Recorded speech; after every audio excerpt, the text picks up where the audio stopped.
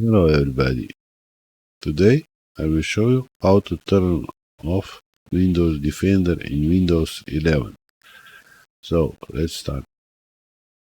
Click on Start, click on Settings. Now search for Privacy and Security. Click on this. Click on Windows Security. Now you must find Windows and Threat Protection. Click here.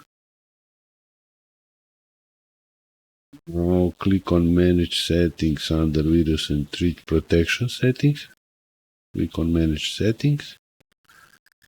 And now under Real-Time Protection, there is a checkbox. You must uncheck this box. Now it's turned off. Click Yes. And now you have disabled your Windows Defender in Windows 11. Thanks and goodbye.